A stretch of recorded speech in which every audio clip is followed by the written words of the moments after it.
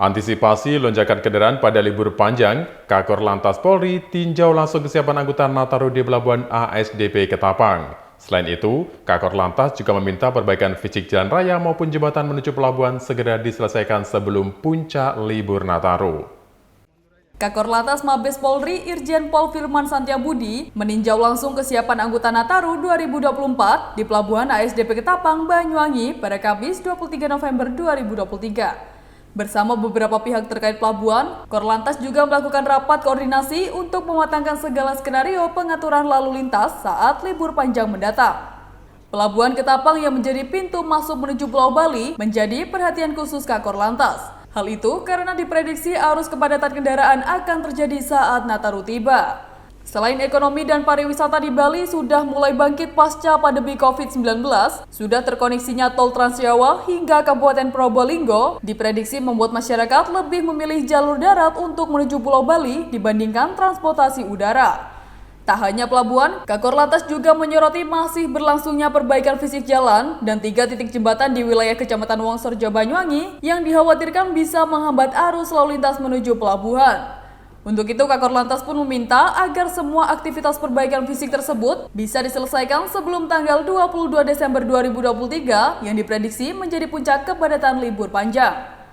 Sementara itu, untuk mengurai kepadatan kendaraan di pelabuhan saat libur panjang nanti, pihak ASDP Ketapang akan mengoperasikan 4 kapal besar di Pelabuhan Ketapang Gilimanuk yang mampu mengangkut 100 hingga 150 kendaraan dalam sekali berlayar. Kami survei yang ketiga menuju daerah khusus Ketapang.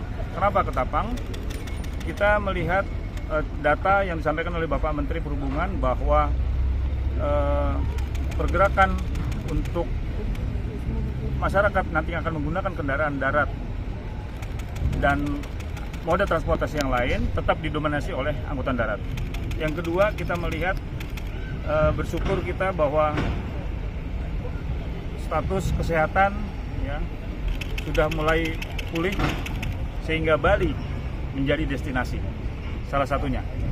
Sehingga kita perlu hari ini melihat kesiapan Ketapang untuk jangan sampai nanti pada saat hari H menerima banyak kiriman arus kendaraan karena kita juga melihat perkembangan jalan tol demikian baik dan sudah mendekat sampai ke Probolinggo. Sehingga kecepatan pengatur tadi ini harus bisa diantisipasi juga oleh manajemen di pelabuhan. Oleh karena itu kehadiran kami di sini untuk memastikan apakah infrastruktur kemudian tempat-tempat yang bisa kita gunakan nanti untuk melakukan manajemen lalu lintas bisa kita temukan untuk meminimalisasi adanya hambatan. Tentunya kita juga sambil berdoa cuaca nanti bagaimana. Ya, kalau cuacanya juga tidak memungkinkan untuk menyeberang, pasti akan terjadi hambatan dan hambatan itu menjadi penumpukan kendaraan di pelabuhan-pelabuhan.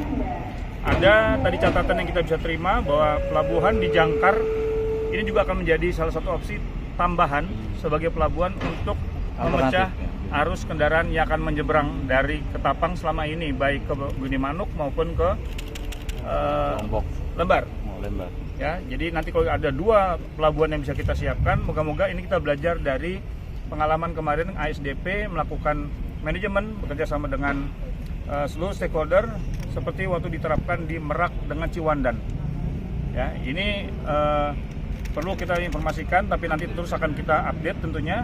Masyarakat akan kita informasikan siapa lewat mana. Percayalah bahwa manajemen yang kita akan ambil ini semuanya untuk kelancaran masyarakat menuju destinasi masing-masing. Di paparan tadi kita ada buffer zone itu adalah yang sistem yang akan kita gunakan nanti, kita lengkapi juga nanti buffer zone-nya dengan berbagai macam infrastruktur fasilitas.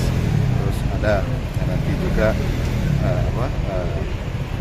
kapal-kapal besar yang kita pergunakan dan itu masuk jadwal, tidak saat kapal itu terjadwal, tidak lagi padat baru kita operasikan, tidak. Sekarang ini kapalnya kita minta berjadwal, jadi 2 kapal besar atau 3 atau 4 kapal besar ya, karena dengan kapal besar itu yang kapasitas angkut di atas 100 kendaraan itu sudah luar biasa. Nah, Jatra sendiri kalau untuk kendaraan kecil itu bisa di atas 140 unit.